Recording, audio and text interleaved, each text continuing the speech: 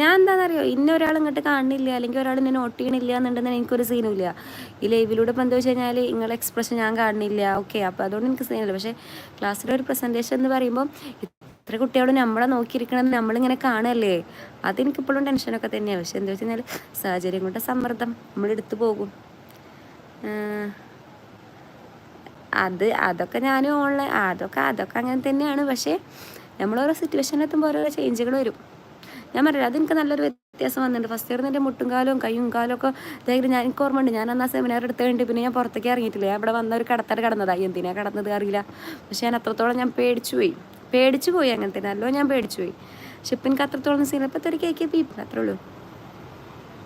പോകുന്നു വരുന്നു പറയുന്നു. അതിപ്പോൾ എന്താ വെച്ചാൽ നമ്മൾ അത്രത്തോളം ലൈഫിൽ അതൊന്നൊരു വലിയ കാര്യമല്ല എന്ന് നമ്മൾ തിരിച്ചറിയൊരു മൊമെൻ്റ് ഇല്ലേ, അത്രേ ഉള്ളൂ. അത് ഞാൻ തിരിച്ചറിഞ്ഞു. അതിനൊന്നും അത്ര റോളില്ല. അല്ലാന്നുണ്ടെങ്കിൽ അതിനൊന്നും ഒരു എഫക്റ്റ് നമ്മളെ മേലിൽ വരുത്താൻ പറ്റണില്ല. എന്നാലും ഇപ്പം എന്ത് പ്രശ്നം വന്നാലും തല പോണ കേസ് എന്നാലല്ലോ ഞാൻ ആലോചിക്കണത്. അതാണല്ലോ ഏറ്റവും വലുത്. നമ്മളൊരു എക്സ്പീരിയൻസ് കൊണ്ട് തന്നെയാണ് ഓരോ ഇതൊക്കെ നേടുന്നത്. അതൊക്കെയാണ് എനിക്ക്. പക്ഷേ ഫസ്റ്റ് ഇയർ എനിക്ക് അതിന് വരെ മുട്ടും കൈയും കാലൊക്കെ വിറച്ച ഒരാളായിരുന്നു ഞാൻ. പക്ഷെ ഇപ്പോൾ പേടിയില്ല എന്നല്ല കേട്ടോ, എപ്പോഴും പേടിയുണ്ട്. പക്ഷേ എന്നാലും ഓക്കെയാണ്.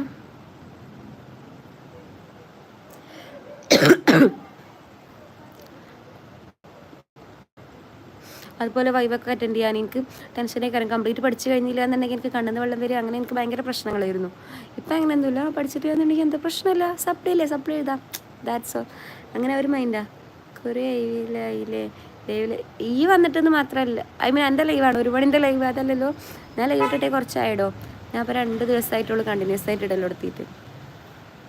തിരക്കെന്നെ എന്താ ചെയ്യുക.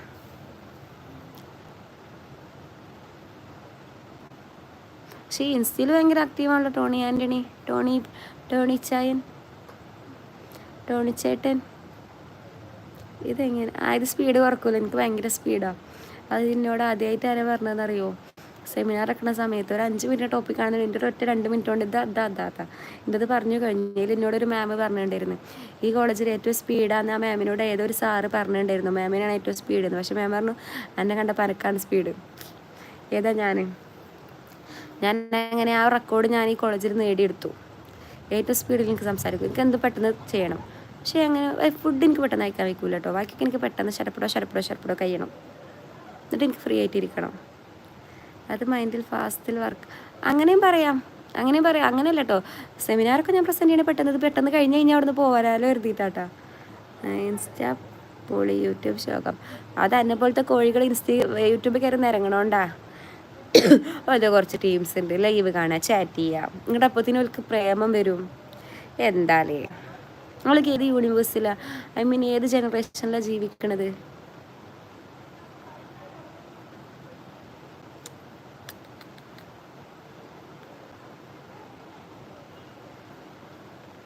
അബ്ദുൽ മജീദ് ഹായ്. ഇപ്പോൾ അങ്ങനെയൊക്കെ തന്നെയല്ലേ?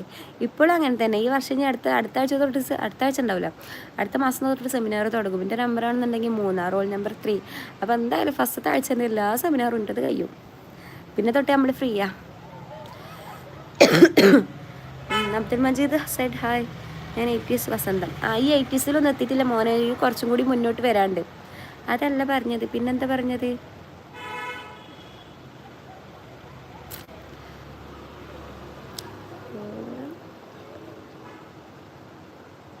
അതെ. എന്നിട്ട് അതിന് പുറപ്പെടാൻ ഓരോ മണ്ടന്മാർ. എന്നിട്ട് അത് പൊട്ടിപ്പോയി കഴിഞ്ഞാൽ അതിന് സൂയിസൈഡ് ചെയ്യാൻ വേറെ കുറച്ച് മണ്ടന്മാർ. സത്യം പറഞ്ഞാൽ നമ്മുടെ ജനറേഷൻ്റെ വാല്യൂസ് തന്നെ കുറച്ച് കളയും. പക്ഷെ ഞാൻ അവരെ കുറ്റപ്പെടുത്തില്ല കേട്ടോ. കാരണം ആ സമയത്തുള്ള ഓരോരു മെൻറ്റാലിറ്റി എന്താണെന്നുള്ളത് നമുക്ക് മനസ്സിലാക്കാൻ പറ്റൂല. ഓക്കെ, ഇപ്പോൾ ഈ പറയണ എത്ര വട്ടം സൂയിസൈഡിനെ കുറിച്ച് ചിന്തിച്ചിട്ടുണ്ടാവും ഇല്ലേ? ചിന്തിച്ചേക്കും. ഉണ്ട്, അതും ഉണ്ട്. ട്രസ്റ്റ് ഇഷ്യൂസാണ് മെയിനായിട്ട് വേണ്ടത്. നമ്മൾ ഒരാൾക്ക് വേണ്ടി എന്തെങ്കിലും എഫേർട്ട് എടുക്കണം എന്നുണ്ടെന്നുണ്ടെങ്കിൽ അയാളോട് നമുക്ക് അത്രയും ട്രസ്റ്റ് വേണം. ഓക്കെ, അല്ലാതെ ഇപ്പോൾ ഈ കുറേ കുട്ടികൾ ഈ സൂയിസൈഡ് ചെയ്യുന്ന ആളുകൾ ഒക്കെ എന്താ വെച്ച് കഴിഞ്ഞാൽ ഒരു ഇഷ്ടപ്പെടുന്നുണ്ട്, അത് ശരിയാണ്. പക്ഷേ ആ സെയിം എഫേർട്ട് ഓരോരുത്തർ ഓപ്പോസിറ്റിൽ നിന്ന് കിട്ടണില്ല എന്നാണ് നമ്മളെ ലൈഫ് സാക്രിഫൈസ് ചെയ്യലല്ലോ വേണ്ടത്. ആണോ? അല്ല, അതത്രേ ഉള്ളൂ. ഒരു മണ്ടന്മാരാന്ന് ഞാൻ ഒരിക്കലും പറയില്ല കേട്ടോ. കാരണം ഒരാളെങ്കിൽ ഒരാൾ അത്രയും സിൻസിയറായിട്ട് സ്നേഹിച്ച് പോയത് കൊണ്ട് ഒരു പൊട്ടത്തരം വന്നതാണ് അവർക്ക്. ഓക്കെ, ഇവിടെ ആരെ പറ്റി പറയും? എന്നെ പറ്റി തന്നെ ഇയാളാണ് മെയിൻ. ഈ അപ്പച്ചൻ്റെ ഒക്കെ